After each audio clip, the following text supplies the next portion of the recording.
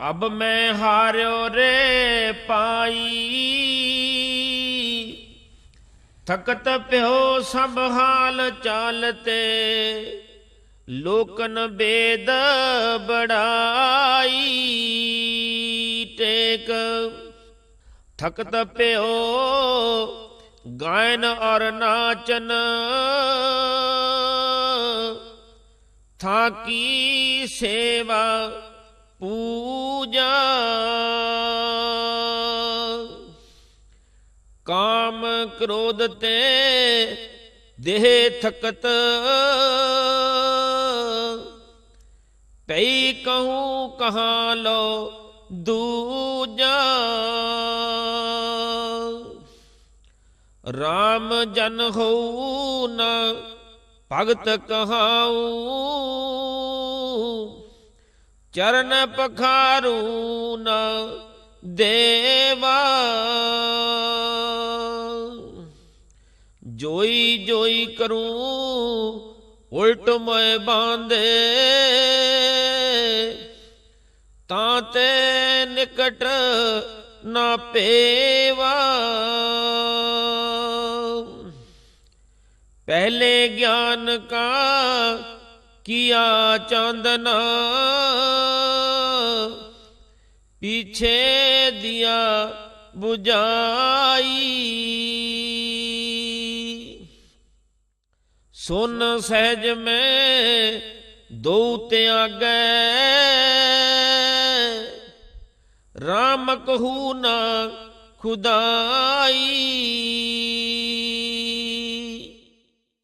ਦੂਰ ਬਸੈ ਖਟ ਕਰਮ ਸ਼ਕਲ ਅਰ, ਦੂਰੋ ਕੀਨੇ ਸੇਊ। ਗਿਆਨ ਧਿਆਨ ਦੋ ਦੂਰ ਕੀਨੇ, ਦੂਰੋਂ ਛਾੜੈ ਤੇਊ। ਪੰਚੋਂ ਤਖਤ ਪਿਓ ਹੈ ਜਹਾਂ ਤਹਾਂ, ਜਹਾਂ ਤਹਾਂ ਤਿਤ ਪਾਈ।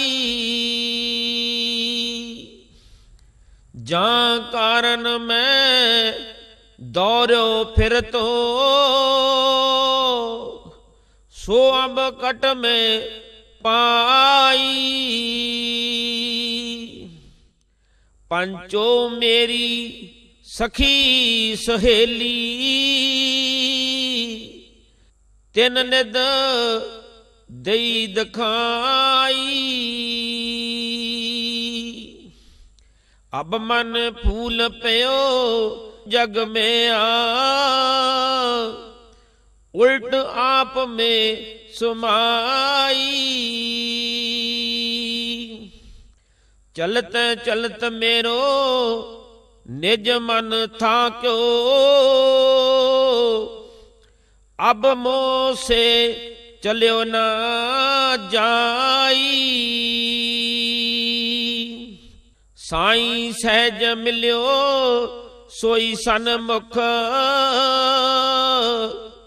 ਕਹਿ ਰਵਿਦਾਸ ਬੜਾਈ। ਆਦਰਣੀय ਗੁਰੂ ਪ੍ਰਸਾਦ ਸੰਗਤ ਜੀ, ਧੰਨ ਧੰਨ ਜਗਤ ਗੁਰੂ ਰਵਿਦਾਸ ਜੀ ਮਹਾਰਾਜ ਸਭ ਜੀਵਾਂ ਨੂੰ ਅਡੰਬਰਾ ਤੋਂ ਮੁਕਤ ਹੋ ਕੇ ਪ੍ਰਭੂ ਦਾ ਸਿਮਰਨ ਕਰਕੇ ਬ੍ਰਹਮ ਆਨੰਦ ਰੂਪੀ ਅਵਸਥਾ ਵਿੱਚ ਪਹੁੰਚ ਕੇ ਆਪਣਾ ਮੂਲਕ ਜਨਮ ਸਫਲ ਕਰਨ ਦਾ ਪਾਵਨ ਉਪਦੇਸ਼ ਬਖਸ਼ਿਸ਼ ਕਰਦੇ ਹਨ। ਅਬ ਮੈਂ ਹਾਰਿਓ ਰੇ ਪਾਈ,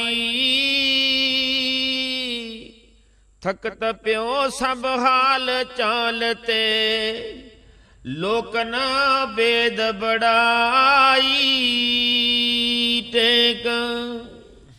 ਅਬ ਮੈਂ ਹਾਰਿਓ ਰੇ ਭਾਈ, ਥਕਤ ਪਿਓ ਸਭ ਹਾਲ ਚਾਲਤੇ, ਲੋਗਨ ਬੇਦ ਬੜਾਈ। ਸਤਿਗੁਰੂ ਜੀ ਫਰਮਾਉਂਦੇ ਹਨ, ਪ੍ਰਭੂ ਦੇ ਸਿਮਰਨ ਤੋਂ ਬਿਨਾ ਇਹ ਜੀਵ ਜਿੰਨੇ ਮਰਜ਼ੀ ਕਰਮ ਕਾਂਡ ਕਰੀ ਜਾਵੇ, ਇਹ ਜੀਵ ਹਾਰ ਜਾਂਦਾ ਹੈ। ਭਾਵ ਇਸ ਨੂੰ ਪ੍ਰਭੂ ਦੀ ਪ੍ਰਾਪਤੀ ਨਹੀਂ ਹੁੰਦੀ। ਥਕਤ ਪਿਓ ਸਭ ਹਾਲ ਚਾਲਤੇ, ਲੋਕਨ ਬੇਦ ਬੜਾਈ। ਪ੍ਰਭੂ ਪ੍ਰੇਮ ਤੋਂ ਬਿਨਾ ਇਹ ਜੀਵ ਬਾਹਰੀ ਡੰਬਰ ਕਰਨ ਨਾਲ ਥੱਕ ਜਾਂਦਾ ਹੈ। ਭਾਵ ਇਸ ਨੂੰ ਕੁਝ ਪ੍ਰਾਪਤ ਨਹੀਂ ਹੁੰਦਾ ਔਰ ਲੋਕ ਕੇਵਲ ਵੇਦਾਂ ਸ਼ਾਸਤਰਾਂ ਨੂੰ ਵਡਾਈ ਦਿੰਦੇ ਹਨ, ਪਰ ਪ੍ਰਭੂ ਦੇ ਸਿਮਰਨ ਤੋਂ ਬਿਨਾਂ ਜੀਵ ਨੂੰ ਉਸ ਦੀ ਪ੍ਰਾਪਤੀ ਨਹੀਂ ਹੋ ਸਕਦੀ। ਜਿੰਨੇ ਮਾਝੀ ਜੀਵ ਬਾਹਰੀ ਡੰਬਰ ਕਰੀ ਜਾਵੇ। ਥਕਤ ਪਿਓ ਗਾਇਨ ਅਰ ਨਾਚਨ, ਥਾਕੀ ਸੇਵਾ ਪੂਜਾ। ਕਾਮ ਕ੍ਰੋਧ ਤੇ ਦੇਹ ਥਕਤ ਪਈ, ਕਾਹੂ ਕਹਾਂ ਲਓ ਦੂਜਾ। ਥਕਤ ਪਇਓ ਗਾਇਨ ਔਰ ਨਾਚਨ, ਥਾਕੀ ਸੇਵਾ ਪੂਜਾ। ਪ੍ਰਭੂ ਪ੍ਰੇਮ ਤੋਂ ਬਿਨਾਂ ਇਹ ਜੀਵ ਜਿੰਨਾ ਮਰਜੀ ਗਾਈ ਜਾਵੇ, ਜਿੰਨਾ ਮਰਜੀ ਨੱਚੀ ਜਾਵੇ, ਜਿੰਨੀ ਮਰਜੀ ਸੇਵਾ ਪੂਜਾ ਕਰੀ ਜਾਵੇ, ਇਹ ਜੀਵ ਥੱਕ ਜਾਂਦਾ ਹੈ। ਭਾਵ ਇਸ ਨੂੰ ਪ੍ਰਭੂ ਦੀ ਪ੍ਰਾਪਤੀ ਨਹੀਂ ਹੁੰਦੀ। ਕਾਮ ਕ੍ਰੋਧ ਤੇ ਦੇਹ ਥਕਤ ਪਈ, ਕਹੂ ਕਹਾਂ ਲੋ ਦੂਜਾ। ਫਿਰ ਇਹ ਜੀਵ ਵਿਕਾਰਾਂ ਵਿੱਚ ਫਸ ਜਾਂਦਾ ਹੈ। ਕਾਮ ਕ੍ਰੋਧ ਆਦਿਕ ਵਿੱਚ ਜੀਵ ਫਸ ਜਾਂਦਾ ਹੈ ਔਰ ਇਹ ਥੱਕ ਜਾਂਦਾ ਹੈ।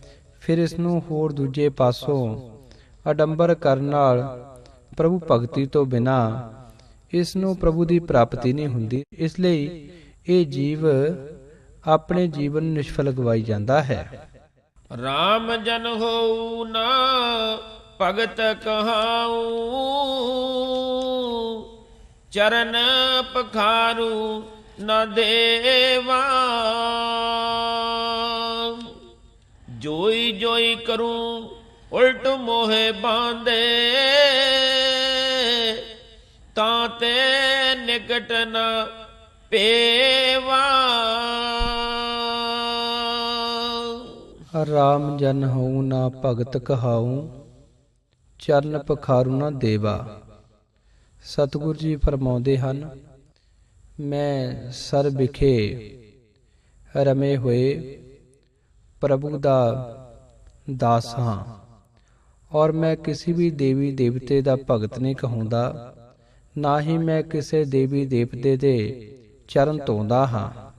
ਮੈਂ ਕੇਵਲ ਸਰ ਵਿਖੇ ਰਮੇ ਹੋਏ ਪ੍ਰਭੂ ਦਾ ਸਿਮਰਨ ਕਰਦਾ ਹਾਂ। ਜੋਈ ਜੋਈ ਕਰੂੰ ਉਲਟ ਮੋਹਿ ਬਾਂਧੇ, ਤਾਂ ਕਿ ਨਿਕਟ ਨਾ ਪੇਵਾ। ਪ੍ਰਭੂ ਦੇ ਨਾਮ ਤੋਂ ਬਿਨਾਂ ਜੀਵ ਜੋ ਜੋ ਕਰਮ ਕਰਦਾ ਹੈ, ਉਲਟਾ ਇਹ ਜੀਵ ਮਾਇਆ ਦੇ ਜਾਲ ਵਿੱਚ ਫਸੀ ਜਾਂਦਾ ਹੈ ਔਰ ਪ੍ਰਭੂ ਦੇ ਨਾਮ ਤੋਂ ਬਿਨਾਂ ਇਹ ਜੀਵ ਦਾ ਜੋ ਅਮੋਲਕ ਜਨਮ ਵਿਅਰਥ ਜਾ ਰਿਹਾ ਹੈ ਔਰ ਨਾਮ ਤੋਂ ਬਿਨਾਂ ਇਹ ਜੀਵ ਪ੍ਰਭੂ ਦੇ ਭੇਦ ਦੇ ਨਿਕਟ ਵੀ ਨਹੀਂ ਪਹੁੰਚ ਸਕਦਾ। ਭਾਵੇਂ ਜੀਵ ਅਡੰਬਰਾਂ ਨਾਲ ਪ੍ਰਭੂ ਨੂੰ ਪ੍ਰਾਪਤ ਨਹੀਂ ਕਰ ਸਕਦਾ। ਪਹਿਲੇ ਗਿਆਨ ਕਾ ਕੀਆ ਚਾਂਦਨਾ, ਪੀਛੇ ਦਿਆ ਬੁਝਾਈ। ਸੁਨ ਸਹਿਜ ਮੈਂ ਦੋ ਤਿਆਗੇ, ਰਾਮ ਕਹੂੰ ਨਾ ਖੁਦਾਈ। पहले ज्ञान का किया चांदना, पीछे दिया बुझाई। ਜਦੋਂ ਜੀਵ ਇੱਕ ਮਨ ਚਿੱਤ ਹੋ ਕੇ ਪ੍ਰਭੂ ਦਾ ਸਿਮਰਨ ਕਰਦਾ ਹੈ ਔਰ ਫਿਰ ਪਹਿਲੇ ਗਿਆਨ ਦਾ ਪ੍ਰਕਾਸ਼ ਹੋ ਜਾਂਦਾ ਹੈ, ਫਿਰ ਅਗਿਆਨਤਾ ਰੂਪੀ ਦੀਵਾ ਬੁਝ ਜਾਂਦਾ ਹੈ। ਭਾਵ ਗਿਆਨ ਦੇ ਹੋਣ ਨਾਲ ਅਗਿਆਨਤਾ ਦਾ ਨਾਸ ਹੋ ਜਾਂਦਾ ਹੈ। ਸਹਿਜ ਸੁਨ ਮੈਂ ਦੂ ਤਿਆਗੇ, ਰਾਮ ਕਹੂੰ ਨਾ ਖੁਦਾਈ। ਜਦੋਂ ਜੀਵ ਸਹਿਜ ਸੁਨ ਅਵਸਥਾ, ਚੌਥੀ ਅਵਸਥਾ ਵਿੱਚ ਪਹੁੰਚ ਕੇ ਪ੍ਰਭੂ ਨੂੰ ਪ੍ਰਾਪਤ ਕਰ ਲੈਂਦਾ ਹੈ, ਫਿਰ ਇਹ ਜੀਵ ਪ੍ਰਭੂ ਦਾ ਹੀ ਰੂਪ ਹੋ ਜਾਂਦਾ ਹੈ। ਇਸ ਨੂੰ ਫਿਰ ਨਾ ਰਾਮ ਨਾ ਖੁਦਾ ਕਹਿਣ ਦੀ ਜ਼ਰੂਰਤ ਪੈਂਦੀ, ਕਿਉਂਕਿ ਇਹ ਜੀਵ ਉਸ ਪਰਮਾਤਮਾ ਵਿੱਚ ਭੇਦ ਹੋ ਕੇ ਉਸ ਪ੍ਰਭੂ ਦਾ ਹੀ ਰੂਪ ਹੋ ਜਾਂਦਾ ਹੈ। ਦੂਰ ਬਸੈ ਖਟ ਕਰਮ ਸਕਲ ਅਰ, ਦੂਰੋ ਕੀਨ ਹੈ ਸੇਉ। ਗਿਆਨ ਧਿਆਨ ਦੋ ਦੂਰ ਕੀਨੇ, ਦੂਰੋਂ ਛਾੜੈ ਤੇਊ। दूर बसै खट कर्म सकल, और ਦੂਰਿਓਂ ਕੀਨੇ ਸੇਉ। ਸਤਿਗੁਰ ਜੀ ਫਰਮਾਉਂਦੇ ਹਨ ਕਿ ਮੈਂ ਕੇਵਲ ਹੁਣ ਪ੍ਰਭੂ ਦਾ ਸਿਮਰਨ ਕਰਦਾ ਹਾਂ। 6 ਕਰਮ ਕਰਨੇ ਇਹ ਵੀ ਮੈਂ ਛੱਡ ਦਿੱਤੇ ਹਨ, ਔਰ ਸਿਵਾ ਦੀ ਭਗਤੀ ਨਾਲ ਮੇਰਾ ਕੋਈ ਵੀ ਲੈਣਾ ਦੇਣਾ ਨਹੀਂ ਹੈ। ਗਿਆਨ ਧਿਆਨ ਦੋ ਦੂਰ ਕੀਨੇ, ਦੂਰੋਂ ਛਾਡੇ ਤੇਉ। ਸਤਿਗੁਰ ਜੀ ਫਰਮਾਉਂਦੇ ਹਨ ਇਹ ਜੀਵ ਪ੍ਰਭੂ ਦਾ ਸਿਮਰਨ ਕਰਕੇ ਪ੍ਰਭੂ ਦਾ ਰੂਪ ਹੋ ਜਾਂਦਾ ਹੈ। ਫਿਰ ਗਿਆਨ ਧਿਆਨ ਨਾਲ ਵੀ ਇਸ ਦਾ ਕੋਈ ਵਾਸਤਾ ਨਹੀਂ ਰਹਿੰਦਾ। ਪਾਵੇ ਜੀ ਫਿਰ ਗਿਆਨ ਧਿਆਨ ਤੋਂ ਉੱਪਰ ਉੱਠ ਕੇ ਸਹਿਜ ਅਵਸਥਾ ਵਿੱਚ ਪਹੁੰਚ ਕੇ ਪ੍ਰਭੂ ਦਾ ਹੀ ਰੂਪ ਹੋ ਜਾਂਦਾ ਹੈ। ਇਸ ਨੂੰ ਫਿਰ ਹੋਰ ਕੁਝ ਕਰਨ ਦੀ ਜ਼ਰੂਰਤ ਨਹੀਂ ਰਹਿੰਦੀ। ਪੰਚੋ ਤਖਤ ਪਿਓ ਹੈ ਜਹਾਂ ਤਹਾਂ, ਜਹਾਂ ਤਹਾਂ ਤਿਤ ਪਾਈ। ਜਾਂ ਕਾਰਨ ਮੈਂ ਦੌੜਿਓ ਫਿਰ ਤੋ, ਸੋ ਅਬ ਕਟ ਮੈਂ ਪਾਈ। ਪੰਚੋ ਥਕਤ ਪਿਓ ਹੈ ਜਹਾਂ ਤਹਾਂ, ਜਹਾਂ ਤਹਾਂ ਥਿਤ ਪਾਈ। ਪੰਜਾਂ ਵਿਕਾਰਾਂ ਦਾ ਨਾਸ ਕਰਕੇ ਮੈਂ ਸਹਿਜ ਅਵਸਥਾ ਵਿੱਚ ਪਹੁੰਚ ਕੇ ਸਥਿਰ ਅਵਸਥਾ ਦੀ ਪ੍ਰਾਪਤੀ ਕਰ ਲਈ ਹੈ। ਜਾ ਕਾਰਨ ਮੈਂ ਦੌੜਿਓ ਫਿਰ ਤੋ, ਸੋ ਅਬ ਘਟ ਮੈਂ ਪਾਈ। ਜਿਸ ਪ੍ਰਭੂ ਦੀ ਪ੍ਰਾਪਤੀ ਵਾਸਤੇ ਮੈਂ ਇਧਰ ਉਧਰ ਭਟਕਦਾ ਫਿਰਦਾ ਸੀ, ਉਸ ਪ੍ਰਭੂ ਨੂੰ ਮੈਂ ਆਪਣੇ ਅੰਦਰੋਂ ਹੀ ਪ੍ਰਗਟ ਕਰ ਲਿਆ ਹੈ, ਔਰ ਹੁਣ ਉਸ ਪ੍ਰਭੂ ਦੀ ਮੈਨੂੰ ਪ੍ਰਾਪਤੀ ਹੋ ਗਈ ਹੈ। ਪੰਚੋ ਮੇਰੀ ਸਖੀ ਸਹੇਲੀ, ਤਿੰਨ ਨਿਦ ਦਈ ਦਿਖਾਈ। ਅਬ ਮਨ ਫੂਲ ਪਿਓ ਜਗ ਮੈਂ ਆ, ਉਲਟ ਆਪ ਮੈਂ ਸੁਮਾਈ। ਪੰਚੋ ਮੇਰੀ ਸਖੀ ਸਹੇਲੀ, ਤਿੰਨ ਨਿਦ ਦਈ ਦਿਖਾਈ।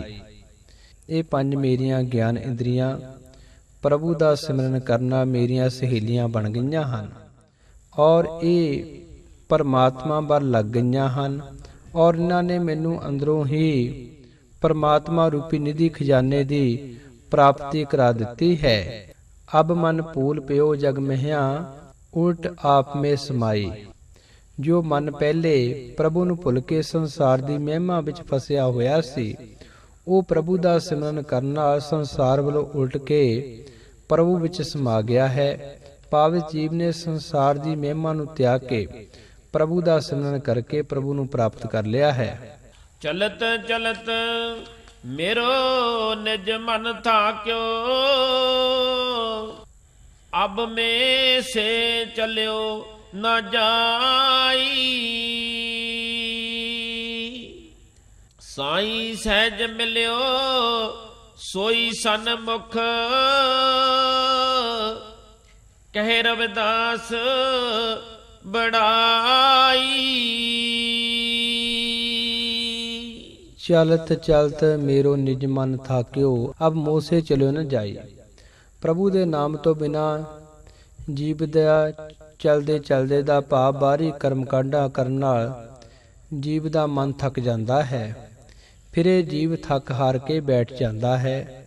ਸਾਈਂ ਸਹਿਜ ਮਿਲਿਓ ਸੋਈ ਸਨਮੁਖ, ਕਹਿ ਰਵਿਦਾਸ ਬੜਾਈ। ਸਤਿਗੁਰ ਰਵਿਦਾਸ ਮਹਾਰਾਜ ਜੀ ਫਰਮਾਉਂਦੇ ਹਨ, ਜਦੋਂ ਇਹ ਜੀਵ ਬਾਹਰੀ ਡੰਬਰਾਂ ਵੱਲੋਂ ਥੱਕ ਕੇ ਇੱਕ ਮਨ ਚਿੱਤ ਹੋ ਕੇ ਪ੍ਰਭੂ ਦਾ ਸਿਮਰਨ ਕਰਦਾ ਹੈ, ਸਹਿਜ ਅਵਸਥਾ ਵਿੱਚ ਪਹੁੰਚ ਜਾਂਦਾ ਹੈ। ਪ੍ਰਭੂ ਇਸ ਨੂੰ ਸਨਮੁਖ ਆ ਕੇ ਦਰਸ਼ਨ ਦਿੰਦੇ ਹਨ, ਭਾਵ ਇਸ ਜੀਵ ਨੂੰ ਪ੍ਰਭੂ ਦੀ ਫਿਰ ਪ੍ਰਾਪਤੀ ਹੋ ਜਾਂਦੀ ਹੈ। ਇਹੀ ਪ੍ਰਭੂ ਦੀ ਵਡਿਆਈ ਹੈ ਕਿ ਜੋ ਜੀਵ ਇੱਕ ਮਨ ਚਿੱਤ ਹੋ ਕੇ ਪ੍ਰਭੂ ਦਾ ਸਿਮਰਨ ਕਰਦਾ ਹੈ, ਉਸ ਜੀਵ ਨੂੰ ਪ੍ਰਭੂ ਦੀ ਪ੍ਰਾਪਤੀ ਹੋ ਜਾਂਦੀ ਹੈ। ਇਸ ਲਈ ਜਗਤ ਗੁਰੂ ਰਵਿਦਾਸ ਮਹਾਰਾਜ ਜੀ ਸਭ ਅਡੰਬਰਾਂ ਨੂੰ ਤਿਆਗ ਕੇ ਪ੍ਰਭੂ ਦੇ ਸਿਮਰਨ ਕਰਨ ਦਾ ਪਾਵਨ ਉਪਦੇਸ਼ ਬਖਸ਼ਿਸ਼ ਕਰਦੇ ਹਨ।